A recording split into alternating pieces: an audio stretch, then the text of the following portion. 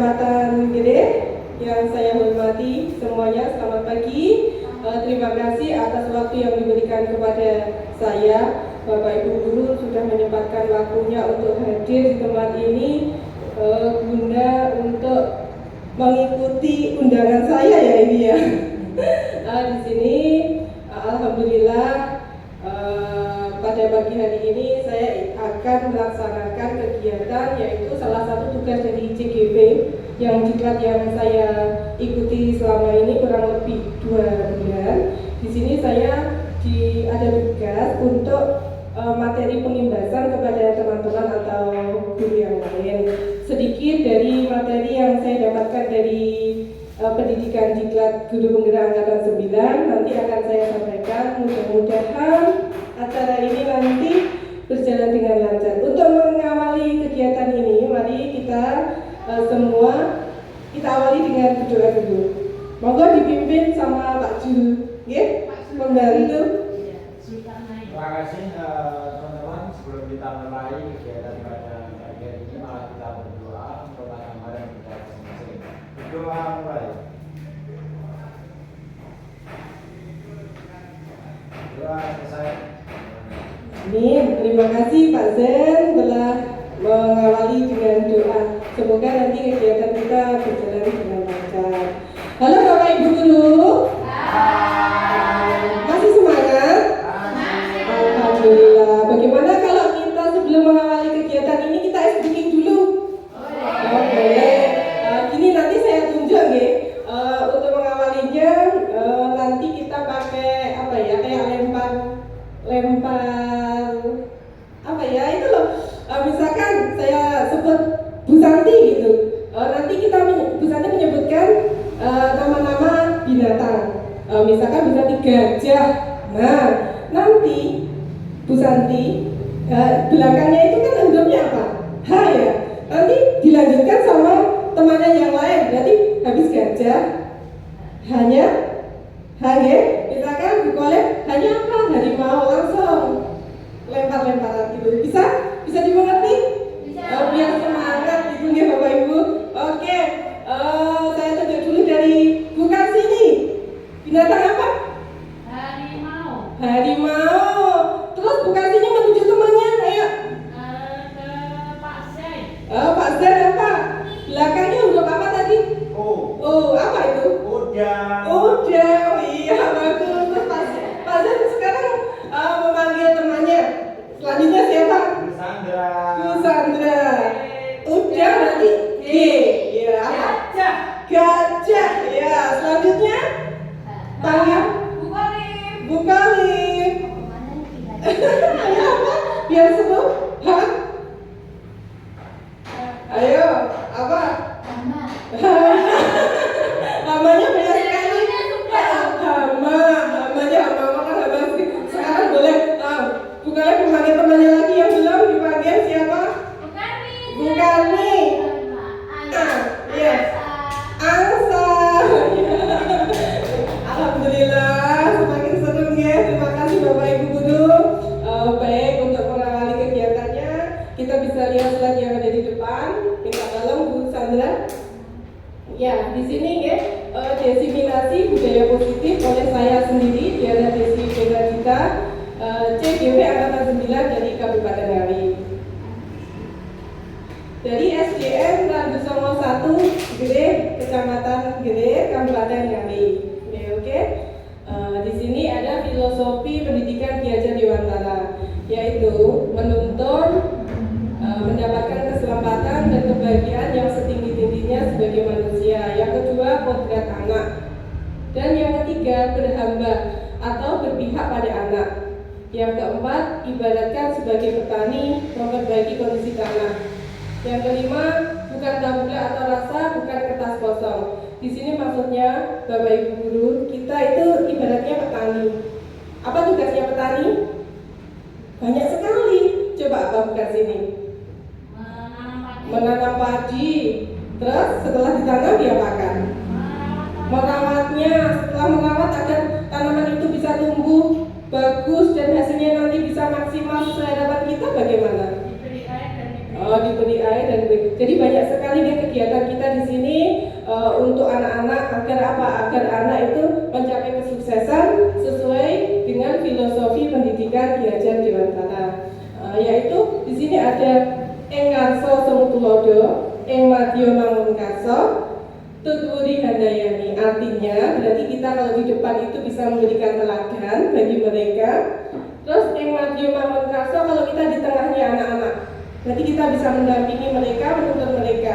Terus kalau yang tutwuri handayani di belakang, berarti posisi kita sebagai guru itu di belakang, yaitu mendorong anak-anak agar apa? Mencapai keselamatan, kesuksesan dalam pendidikan. Oke, terus selanjutnya. Nah, di sini budaya positifnya. Budaya positif di sini yaitu artinya budaya di sekolah, yaitu nilai dan kebiasaan di sekolah yang berpihak pada murid agar mereka dapat berkembang menjadi pribadi yang kritis, penuh hormat dan bertanggung jawab. Nah, ini terus selanjutnya. Nah, macam-macam budaya positif ada 7. Yang pertama nanti perubahan paradigma belajar, kedua disiplin positif, motivasi perilaku manusia, kebutuhan dasar manusia, posisi kontrol restitusi, keyakinan gelas, dan segitiga restitusi. Nanti kita sampaikan. Terus Bu, nah ini perubahan paradigma belajarnya, yaitu di mana pembelajaran dengan paradigma baru dirancang berdasarkan prinsip pembelajaran yang berdiferensiasi sehingga setiap siswa belajar sesuai dengan profil pelajar Pancasila. Terus slide-nya. Nah ini apa saja profil pelajar Pancasila ada di sini yang sudah kita ketahui, yaitu yang pertama beriman kepada Tuhan Yang Maha Esa dan berakhlak mulia. Yang kedua mandiri, ketiga bernalar kritis, kreatif, gotong royong, berkebinekaan global. Nah ini kita jadi anak-anak harus sesuai dengan profil pelajar Pancasila ini. Kita harus menuntunnya ke sini ya. Terus selanjutnya ini. Yang pertama, miskonsepsi tentang makna kontrol menurut Dr. William Glasser, yaitu ilusi guru mengontrol murid. Nah, di sini kita tidak dapat memaksa murid untuk berbuat sesuatu. Jika murid memilih untuk tidak melakukannya, jadi kita tidak memaksanya, tidak boleh. Biarkan anak-anak itu sesuai dengan keinginannya. Terus teori ini menyatakan bahwa semua perilaku memiliki tujuan, bahkan terhadap perilaku yang tidak disukai. Jadi nanti anak-anak di sini semua yang diinginkan itu memiliki tujuan. Tujuannya apa? Bahkan perilaku yang tidak disukai itu apa? Nanti kita kupas selanjutnya. Yang kedua, itu yaitu ilusi bahwa semua penguatan positif, efektif, dan bermanfaat. Penguatan positif atau bujukan merupakan bentuk kontrol. Segala usaha untuk mempengaruhi murid agar mengulangi perilaku tertentu merupakan usaha mengontrol murid tersebut. Yang ketiga, ilusi bahwa kritik dan membuat orang merasa bersalah dapat menguatkan karakter. Kadang kala sulit bagi guru untuk mengidentifikasi bahwa mereka sedang melakukan perilaku ini, karena seringkali guru cukup menggunakan suara yang halus untuk menyampaikan pesan yang negatif. Kadang sama anak-anak itu kayak suara yang halus sih kadang kayak menyindir gitu loh, biar anak-anak itu bisa mengubah sikapnya atau perilakunya. Terus yang keempat, ilusi orang dewasa memiliki hak untuk memaksa. Banyak orang dewasa yang mempercayai bahwa mereka memiliki tanggung jawab untuk membuat murid-murid berbuat hal-hal tertentu. Nah, pada saat itu orang dewasa akan menyadari bahwa perilaku memaksa tidak akan efektif untuk jangka waktu yang panjang dan sebuah hubungan permusuhan akan terbentuk. Nah, ini. Terus di sini pengertian disiplin positifnya. Menurut Diana Dosen, disiplin berasal dari bahasa Latin, yaitu disciplina disiplina yang artinya belajar. Juga berasal dari akar kata yang sama, yaitu murid atau pengikut. Disiplin yang dimaksud adalah disiplin diri yang memiliki motivasi internal. Disiplin diri dapat membuat seseorang menggali potensinya menuju tujuan mulia, sesuatu yang dihargai dan bermakna. Di sini, sebagai pendidik, tujuan kita adalah menciptakan anak-anak yang memiliki disiplin diri sehingga mereka bisa berperilaku dengan mengacu pada nilai-nilai kebajikan universal dan memiliki motivasi intrinsik bukan ekstrinsik. Bagaimana Bapak Ibu? Paham nggak ini apa yang saya sampaikan? Paham. Alhamdulillah. Terus selanjutnya, untuk teori motivasi, hukuman, konsekuensi, penghargaan, dan restitusi. Nah, di sini contohnya, anak yang berbuat kesalahan adalah anak yang nakal. Menurut Bapak Ibu, di sini itu setuju nggak jenengan? Tidak. Kenapa kok tidak setuju? Kok anak yang berbuat kesalahan adalah anak yang nakal? Karena apa coba? Karena kesalahan itu awal dari kesuksesan. Ya. Ini kesalahan adalah proses awal dari belajar. Jadi di sini intinya tidak anak-anak yang salah itu bukan anak yang nakal. Belum tentu ya. Jadi tergantung tujuannya itu apa. Kita harus menyelidikinya dulu, mengetahuinya. Yang kedua, hukuman dapat mendisiplinkan anak. Setuju apa mboten? Kita memberikan hukuman, agar apa? Mendisiplinkan anak. Setuju mboten? Tidak. Kenapa? Karena kalau kita memberikan hukuman, itu belum tentu anak itu disiplin. Justru malah apa? Justru anak itu menolak, terus nggak usah lah. Aku gini dihukum aja, mungkin seperti itu, gitu. Jadi kayak anak-anak itu mungkin merasa ada rasa dendam sama gurunya. Terus coba yang ketiga, pemberian hukuman dengan hal positif seperti membersihkan halaman dapat meningkatkan disiplin anak. Tidak. Oke. Kenapa? Karena kalau membersihkan halaman, contohnya meningkatkan disiplin itu kan tidak ya. Karena apa? Sudah dijadwal. Beda dengan kalau kita memberikan jadwal piket kelas. Nah, itu bukan hukuman karena sudah apa?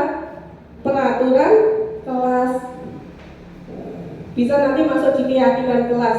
Kalau dia tidak melaksanakan piket, berarti apa? Sudah melanggar keyakinan kelas. Contohnya itu. Jadi di sini tidak juga jawabannya. Terus yang terakhir, penghargaan. Kita memberikan penghargaan kepada anak, memberikan reward itu dapat meningkatkan motivasi belajar anak. Tidak setuju.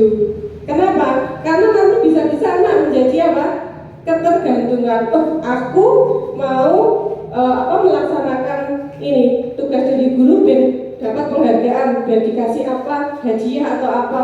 Nah nanti kalau gurunya itu ada terus, kalau gurunya dinas keluar misalkan, nanti ada guru lain masuk, otomatis anaknya tidak seperti itu, belum tentu guru lain itu memberikan reward juga. Jadi tidak setuju. Biar dari diri sendirinya saja, anak bisa mengubah apa? Tanggung jawabnya, disiplinnya. Jadi tidak perlu kita memberikan penghargaan juga. Bolehlah sekali-kali misalkan, karena apa? Prestasinya bagus mungkin. Tapi kan untuk setiap harinya nggak boleh seperti itu. Nanti anak-anak bisa ketergantungan. Tidak melatih anak itu mulai dari dirinya sendiri untuk mengerjakan hal-hal yang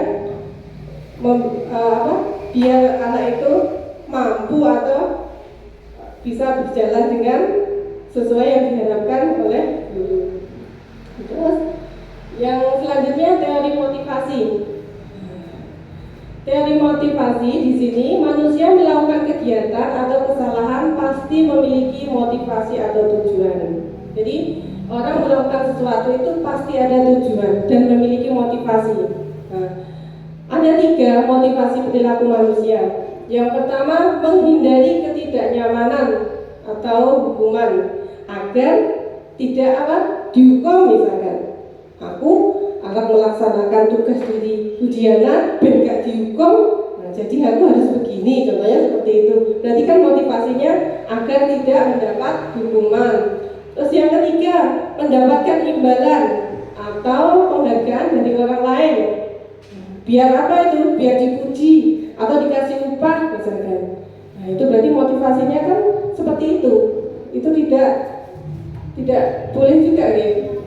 Terus yang ketiga, menjadi orang yang mereka inginkan dan menghargai diri sendiri dengan nilai-nilai yang mereka percaya.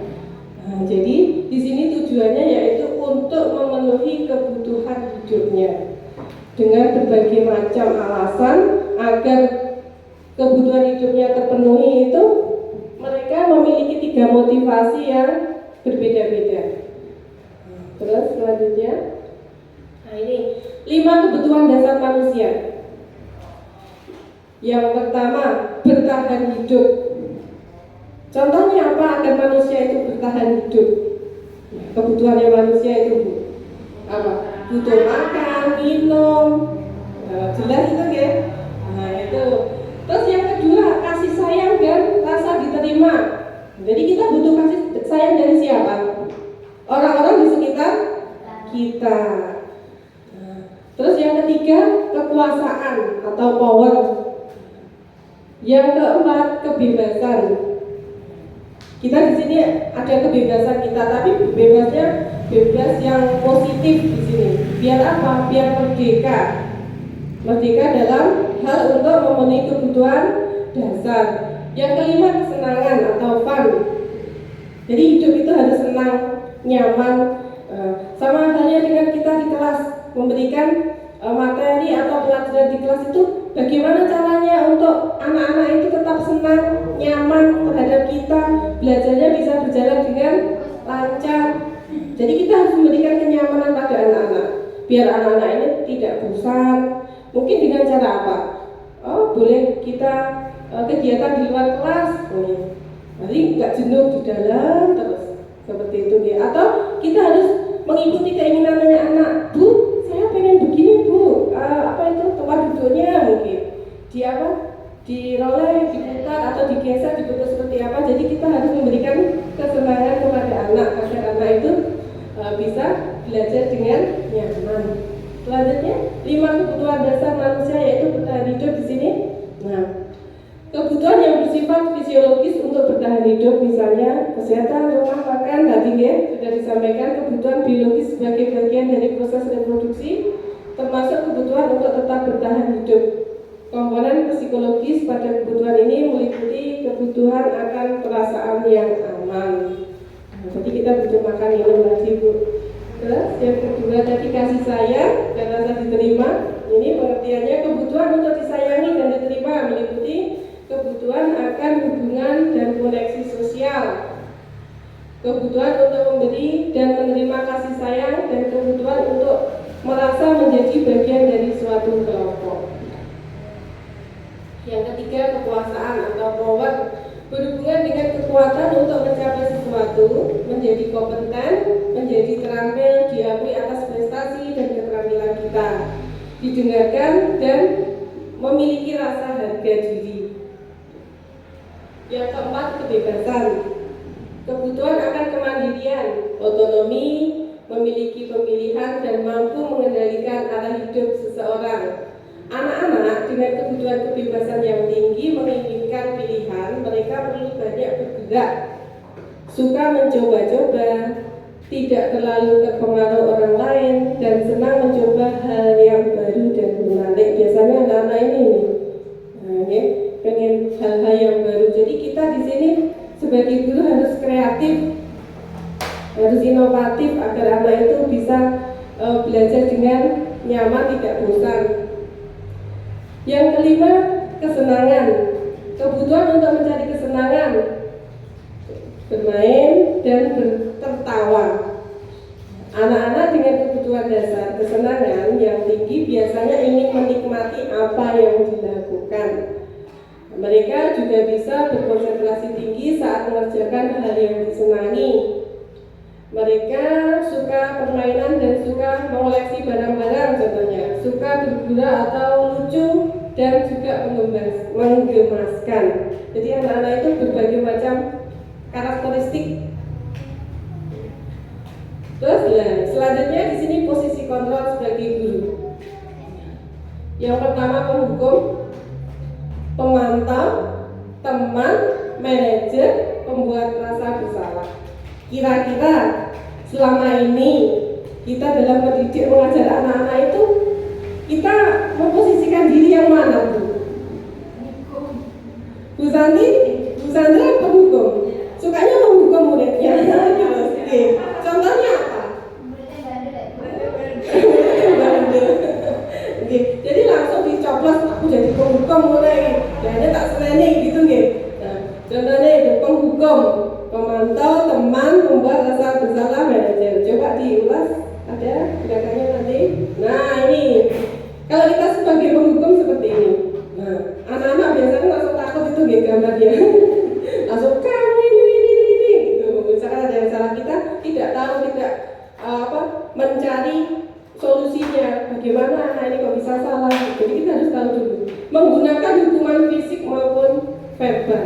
Menggunakan kata-kata untuk menekan seperti contohnya ini. Patuhi aturan saya, awas ya. Seperti itu. Jadi anak-anak kalau diancam seperti itu harus takut. Terus kamu selalu saja salah. Jadi kata-kata seperti ini biasanya kata-kata penghukum. Jadi langsung nunjuk anak itu pasti salah. Terus nanti disuruh melakukan hukuman apa yang kita berikan. Oke. Terus selanjutnya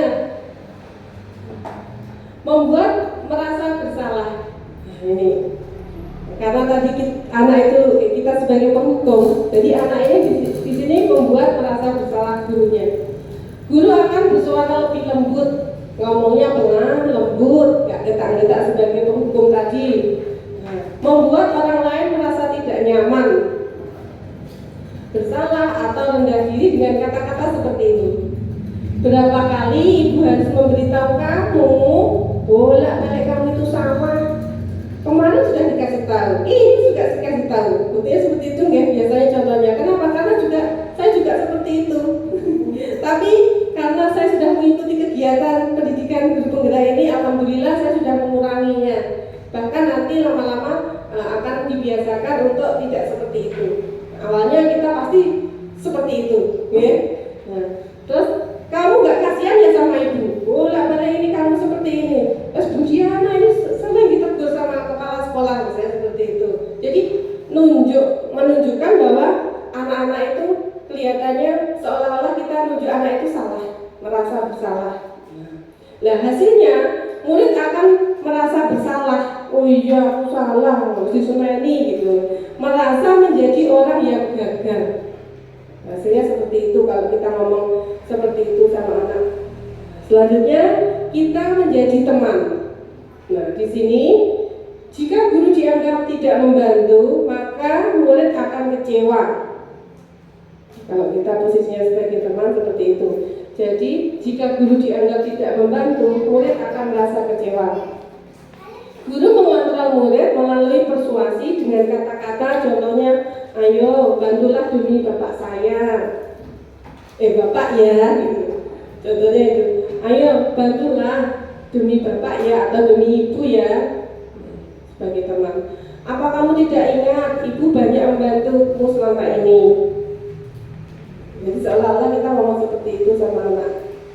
Nah, hasilnya apa? Murid akan tergantung pada satu guru, mengabaikan guru yang lain. Biasanya kalau di sekolahan misalkan gini, biasanya Bu Diana itu selalu ini, jadi kayak temanku, jadi enak dijalankan. Tapi begitu diajar sama guru yang lain, guru mata pelajaran yang lain, nah beda sudah. Akhirnya apa? Akhirnya murid akan bergantung kepada kita. Ya. Pada satu guru mengabaikan guru yang lain yang ada di situ, kan tidak hanya kita saja, banyak guru muatan, contohnya kayak penjas, agama, guru bahasa Inggris, jadi tidak guru kelas saja ya. Terus selanjutnya jadi pemantau. Memantau berarti mengawasi. Kita bertanggung jawab atas perilaku orang-orang yang kita awasi. Di sini yang kita awasi siapa? Anak. anak. Posisi pemantau berdasarkan pada peraturan dan konsekuensi. Contohnya, peraturan apa yang telah kamu lakukan, sanksi atau kesesuaiannya apa. Kalau anak-anak merasa bersalah seperti itu, biasanya kita utarakan kalimat-kalimat kita. Hasilnya apa? Murid memahami konsekuensi dari melanggar aturan itu ya. Terus yang selanjutnya, manajer. Guru berbuat sesuatu bersama dengan murid, mempersilahkan murid mempertanggungjawabkan perilakunya, mendukung murid agar dapat menemukan solusi atas permasalahannya sendiri. Hasilnya nanti murid mempunyai tanggung jawab dan menentukan sendiri solusinya melalui keyakinan atau nilai-nilai kebajikan. Jadi dari tadi ada 5 posisi guru tadi, kira-kira yang mana yang baik kita lakukan? Manajer. Jadi apa? Agar apa? Murid mempunyai tanggung jawab sendiri dan murid sendiri yang menentukan solusinya. Jadi kita tinggal apa? Mendampingi anak saja. Oke? Terus selanjutnya, ini dari selanjutnya restitusinya. Restitusi yaitu proses menciptakan kondisi bagi murid untuk memperbaiki kesalahan mereka sehingga mereka bisa kembali pada kelompok mereka dengan karakter yang lebih kuat. Proses kolaboratif yang mengajarkan murid untuk mencari solusi untuk masalah dan membantu murid berpikir tentang orang seperti apa yang mereka inginkan dan bagaimana mereka harus memperlakukan orang lain. Tujuannya yaitu menjadi orang yang menghargai nilai-nilai kebajikan yang mereka percayai. Ini pengertiannya restitusi. Nah, di sini ada restitusi yaitu yang pertama memiliki tujuan, disiplin positif dan memulihkan dirinya. Bukan perilaku untuk menyenangkan orang lain atau menghindari ketidaknyamanan. Inisiatif sendiri, menghargai dan melakukan nilai-nilai kebajikan. Segitiga restitusi yaitu suatu proses dialog yang dijalankan oleh guru atau orang tua agar dapat menghasilkan murid yang mandiri dan bertanggung jawab. Ada 3 langkah dalam melaksanakan segitiga restitusi, yaitu yang pertama menstabilkan identitas, yang kedua validasi tindakan yang salah, dan yang ketiga menanyakan keyakinan. Di sini ada segitiga restitusinya. Validasi kebutuhan. Kamu tentu punya alasan mengapa kamu melakukan hal itu. Misalkan ada kasus ini nanti. Terus adakah cara yang lebih efektif untuk mendapatkan apa yang kamu butuhkan? Jadi nanti anak-anak sendiri yang menjawab ini. Karena anak itu yang memiliki kasusnya, permasalahannya. Terus menstabilkan identitas. Setiap orang pasti pernah melakukan kesalahan. Kamu bukan satu-satunya yang pernah melakukan hal ini, masih banyak orang lain, mungkin gurunya, temannya, atau di lingkungan sekitarnya. Terus yang ketiga, menanyakan keyakinan. Nilai-nilai apa yang telah disepakati, contohnya di kelasnya apa, nanti kita kan sebelum awal pembelajaran itu pasti membuat keyakinan kelas. Terus kamu ingin menjadi orang seperti apa?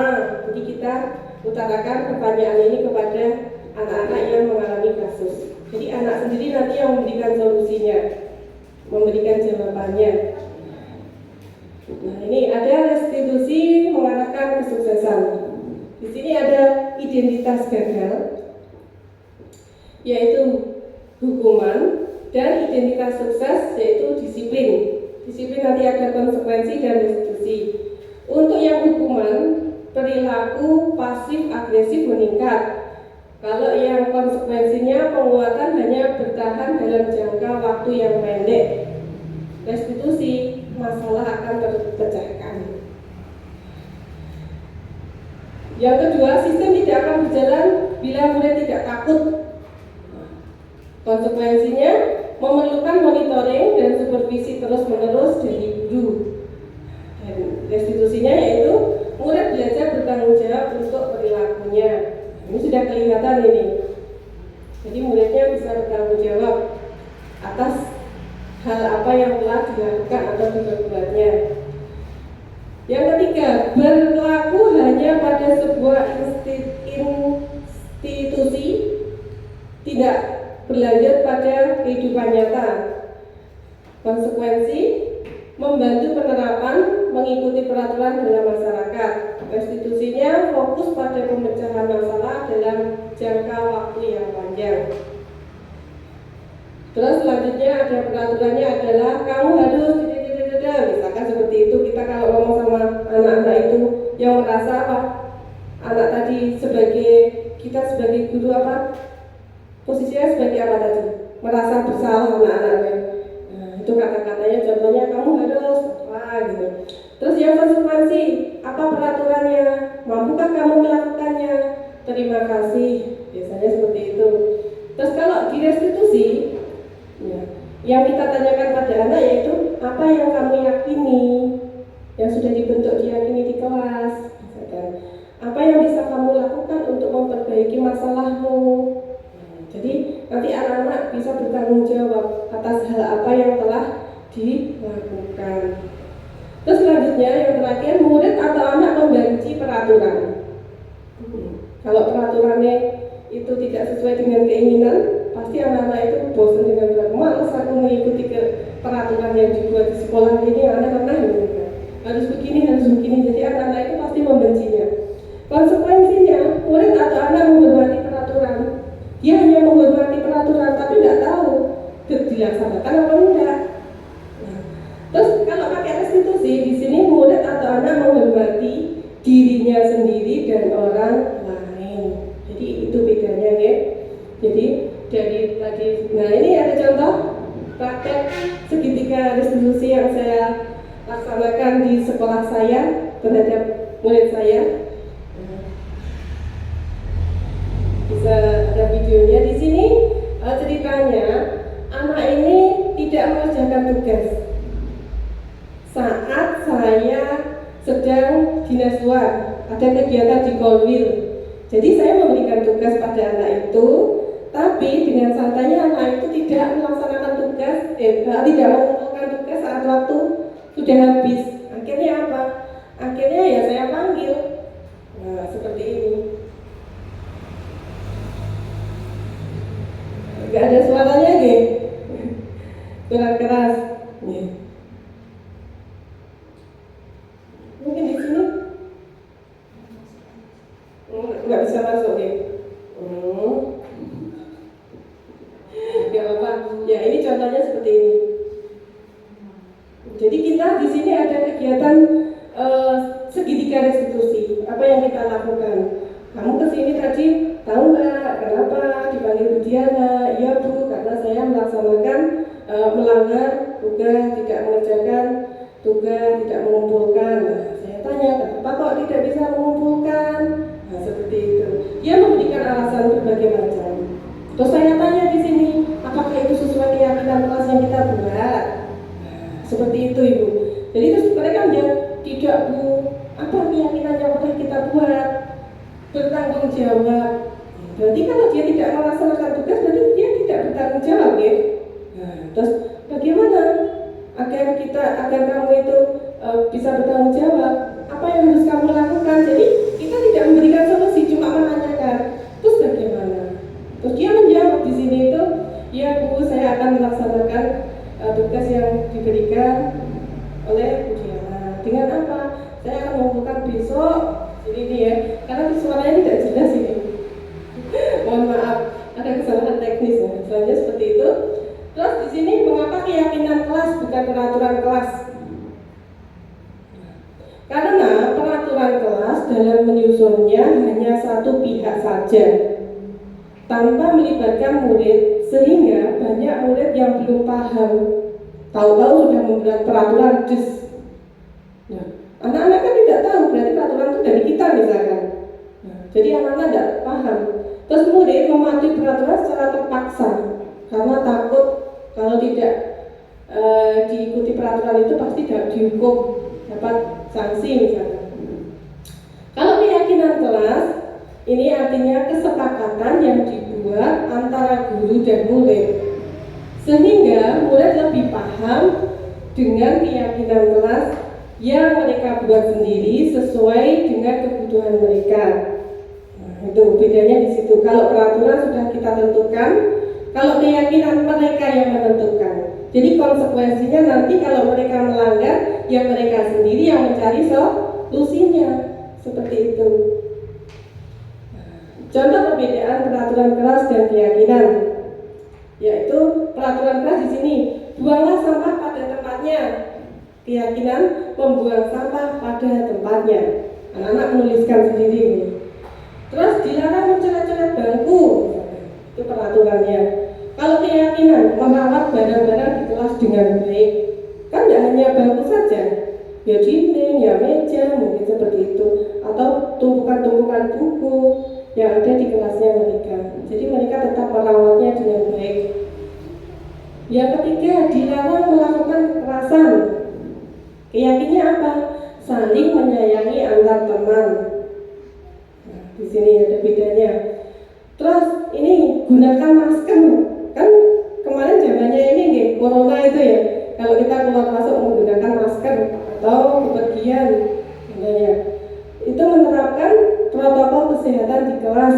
Misalkan ada yang batuk, nah, contohnya ini, atau flu, nah, biar temannya tidak tertular bisa menggunakan masker. Jangan berlarian di kelas. Mau di kelas anak-anak belayar-belayu, lari sana sini. Nah, itu jangan berlarian di kelas. Keyakinannya apa? Berjalanlah di kelas atau koridor. Jadi kita memberikan contoh, anak-anak tidak perlu lari sana lari sini, hanya berjalan. Menyusun keyakinan kelas. Nah, ini langkah-langkah dalam menyusun keyakinan kelas. Keyakinan kelas ini biasanya disusun, dibuat sebelum awal pembelajaran berlangsung. Baru kita masuk awal tahun pembelajaran itu Ibu, membentuk ketua kelas misalkan gitu. Ini juga perlu kita buat. Kan ada jadwal, tiket, jadwal ini juga perlu kita buat. Nah, yang pertama, guru di sini memfasilitasi siswa berpendapat. Jadi kita mengarahkan guru, anak-anak, kita akan buat keyakinan kelas yang harus kita sepakati. Nah, jadi di sini kita mengarahkan, nanti anak-anak paham sendiri. Jadi mereka akan menuliskan sesuai keyakinan mereka sendiri. Setelah itu menuliskan keyakinan kelas. Nah, ini anak-anak sudah mulai menulis. Kira-kira apa ya? Dari anak satu sama anak yang lain pastinya berbeda karena banyak anak. Terus setelah itu kita arahkan anak untuk menempel di depan, menempel hasil yang mereka yakini. Setelah itu menyatukan keyakinan dalam satu wadah. Jadi nanti kita kita tentukan di situ apa yang ditulis anak-anak itu, ya disitulah ya keyakinan kelas kita. Jadi mereka yang membuat sendiri, mereka yang melaksanakan sendiri. Nah, ini contohnya cara membuatnya. Ada video saya yang sudah saya laksanakan di sekolah sama anak-anak. Kebetulan ini muridnya memang sedikit Bapak Ibu. Mungkin di sekolah-sekolah yang lain itu muridnya banyak. Kalau murid saya ini cuma 8. 8 ada yang nggak masuk ya. Kadang satu hari itu nggak masuk 2. Satu, jadi sedikit kayak sekolah privat. Ya, seperti itu. Ini caranya kita mengarahkan tadi, memfasilitasi anak-anak tadi seperti ini, mengarahkan cara buatnya begini-begini. Nanti setelah itu saya menempelkan di papan bus itu ada kertas yang tadi sama kasih sticky notes buat anak-anak untuk menempelkan apa yang mereka yakini. Ya, seperti itu saja.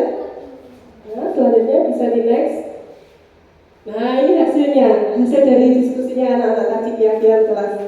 Kita rangkum, jadi tidak perlu banyak-banyak. Kan pasti anak itu ada yang sama gitu. Jadi kita rangkum seperti ini. Datang kelas tepat waktu, misalkan saling menghormati, menghargai sama teman, kerjasama dan saling membantu, jaga kebersihan kelas, berkata jujur, itu yang penting itu. Bertanggung jawab mendengarkan guru saat menjelaskan. Ini keyakinan kelasnya. Itu saja yang dapat saya sampaikan. Kurang lebihnya saya sampaikan mohon maaf yang sebesar-besarnya. Mungkin materi ini yang dapat saya sampaikan Bapak Ibu, mungkin ada tanggapan dari teman-teman atau masukan, kritik, saran, boleh. Atau di sini saya masih kurang Bu, ya karena saya di sini juga masih belajar. Jadi kita di sini tidak menggurui, tidak. Kita harus saling berkolaborasi dengan teman. Oh ini loh yang saya dapatkan tadi sedikit saja. Ini sebenarnya masih banyak materi yang perlu kita sampaikan ke teman-teman. Tapi saya hanya satu permasalahan tadi. Mungkin ada dari teman-teman yang ingin menanggapi. Boleh? Baik, terima kasih atas kesempatannya Bu Diana. Di sini saya hanya menanggapi atau dari Bu Diana tadi, Bu Diana tadi sudah memberikan materi dari guru negara tentang restitusi ya Bu ya tadi ya, restitusi atau keyakinan kelas juga sudah baik Bu, menurut saya keyakinan kelasnya sudah diperjelas, sudah dilaksanakan. Nanti kedepannya semoga lembaga saya juga akan belajar dari SD-nya Bu Diana. Semoga tidak hanya mengerjakan hanya di guru penggerak saja, mungkin selanjutnya sampai kapanpun bisa menjadi guru yang lebih baik lagi, terus dengan keyakinan kelas tadi. Terima kasih atas kesempatannya. Monggo. Terima kasih kepada Bu Sandra atas apa ini yang disampaikan tadi. Itu akan memberikan motivasi saya untuk lebih menambah ilmu lagi dari teman-teman nanti. Mungkin ada saran dan kritik yang lain dari bukan sini. Kayaknya nggak nyampe nih.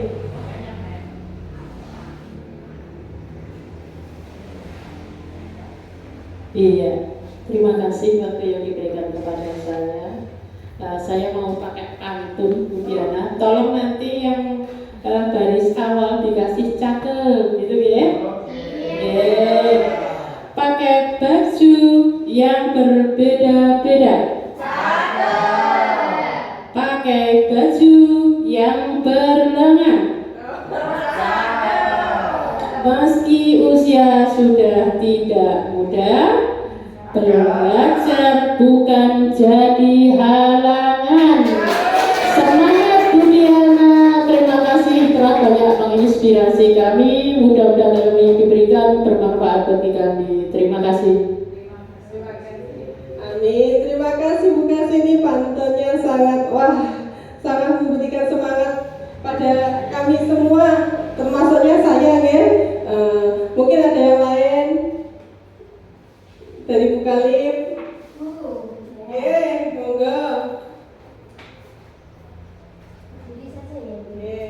Karena sudah capek. Terima kasih Bu Diana untuk penjelasan kita hari ini, banyak sekali membuka wawasan kami, terutama dalam penerapan restitusi. Biasanya kalau di sekolah kita kan masih sering menghukum anak, istilahnya gitu. Jadi ini orang dihukum orang kapok.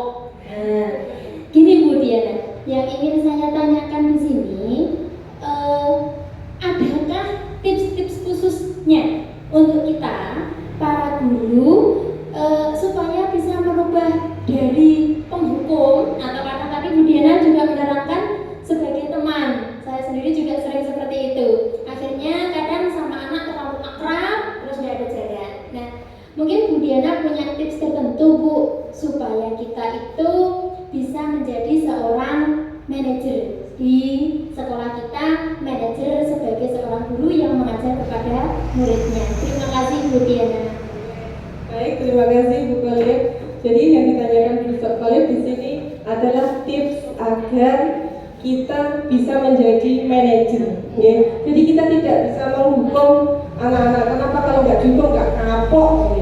Seperti itu. Jadi apa yang harus kita lakukan kira-kira Bapak Ibu agar anak-anak itu dengan dirinya sendiri itu melatih kebiasaan yang tidak tidak yang kita inginkan. Coba apa kira-kira? Mungkin ada tanggapan atau jawaban dari teman-teman. Kira-kira tips apa yang agar anak itu bisa melaksanakan, tidak membuat masalah?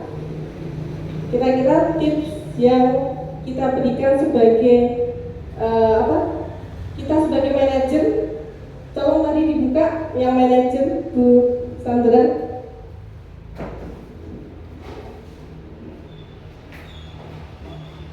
Nah, ini guru berbuat sesuatu bersama murid. Di sini kan agar anak-anak itu apa? Agar anak-anak bertanggung jawab. Berarti apa? Kita harus apa? Tetap memberikan apa tadi permasalahannya itu. Kita selesaikan dengan segitiga restitusi. Anak-anak nanti akan dengan sendirinya melatih kebiasaan yang baik yang tidak kita inginkan. Jadi semua kasus nanti bisa diselesaikan dengan segitiga restitusi. Nah, segitiga restitusi ini apakah bisa dibolak-balik? Harus urut seperti itu, Bapak Ibu? Ya harus diurutkan, ya. Jadi dengan sendirinya tips kita nanti yaitu kita akan melakukan kegiatan dengan segitiga restitusi. Jadi anak nanti akan bisa mengubah pola atau ini dari dirinya sendiri. Lama-lama akan mempunyai tanggung jawab dan menentukan sendiri solusi dalam keyakinannya. Nah, jadi semua berasal dari diri sendiri. Kita meyakinkan dengan keyakinan. Kira-kira bagus enggak seperti itu? Kira-kira apa yang harus kita lakukan? Jadi dari anak sendiri nantinya. Ya, mungkin dari saya itu. Bagaimana Bu Balip? Ya Bu, berarti ini ya untuk melatih jadi manajer itu penerapan restitusi setiap kali ada masalah. Iya. Nah, kita tetap mengupayakan dengan restitusi ketika tadi setiap ada masalah kita bisa panggil anak itu. Ya. Oke. Mungkin ada yang menambahi dari teman? Di sini saja nggak apa-apa. Terima kasih sekali lagi kesempatan yang diberikan pada saya. Saya menanggapi apa yang ditanyakan sama Bu Kolif tadi, bahwasannya tips untuk menjadi seorang guru manajer, posisi kontrol manajer terhadap siswanya. Untuk menjawab ini, kiranya ada kaitannya terkait dengan kebutuhan dasar manusia. Seseorang, baik itu murid maupun guru atau orang lainnya, apabila kebutuhan dasarnya yang ada 5 itu dipenuhi, insya Allah akan memunculkan motivasi intrinsik, di mana motivasi intrinsik ini menjadi salah satu kunci kesuksesan guru untuk menjadi manajer. Motivasi intrinsik dari murid maksudnya. Oke, itu yang pertama, yaitu terpenuhinya kebutuhan dasar manusia, yaitu survival. Ya, terus yang kedua,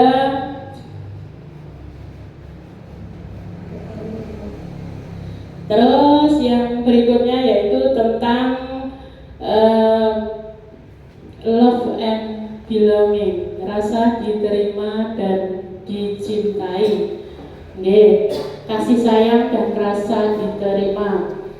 Seorang murid yang saya jelaskan dari awal, 5 kebutuhan dasar manusia. Yang pertama yaitu bertahan hidup. Apabila anak itu datang ke sekolah dengan kondisi fisik maupun biologisnya, maupun psikologisnya, kalau sudah terpenuhi, insya Allah dengan semangat mengikuti kegiatan di sekolah. Contohnya, bila datang ke sekolah perutnya sudah kenyang, anak sudah siap, energinya sudah fit, moodnya sudah bagus, insya Allah diajak apapun sama gurunya dia menerima dengan senang hati. Yang kedua, kasih sayang dan rasa diterima, love and belonging. Iya, maaf, saya lanjut ya. Kasih sayang dan rasa diterima. Nanti dengan anak bisa diterima oleh guru, dia akan berbangga diri bahwasanya potensinya bisa diakui, seperti itu. Kekuasaan atau power. Kita mempercayai setiap anak itu memiliki kelebihan, memiliki bakat tertentu, memiliki power, memiliki potensi yang perlu dikembangkan. Yang keempat, kebebasan. Setiap anak diberi kebebasan untuk memilih apa yang diinginkan. Kalau guru bisa memfasilitasi hal tersebut, insya Allah anak itu dengan senang untuk belajar. Kemudian kesenangan. Bila anak senang, dia akan belajar dengan giat. Demikian kabar dari saya. Terima kasih. Jadi tepuk tangan sama Bu Sini, terima kasih Bu Sini bisa menambahkan jawaban tadi tips dari kita posisinya sebagai manajer, yaitu yang pertama dari segitiga restitusi dan ditambahkan oleh Bu Karsini, yaitu tentang pemenuhan 5 kebutuhan dasar manusia. Itu saja mungkin sekian dulu materi yang dari saya sampaikan, yang bisa saya sampaikan. Inilah gunanya ingin mengikuti pelatihan-pelatihan atau diklat-diklat, jadi kita bisa saling mengimbaskan ke teman. Terima kasih ya atas waktunya yang diberikan kepada saya. Saya ucapkan terima kasih, kurang lebihnya saya mohon maaf yang sebesar-besarnya. Akhirul kalam saya tutup. Wabillahi taufiq wal hidayah. Wassalamualaikum warahmatullahi wabarakatuh. Waalaikumsalam.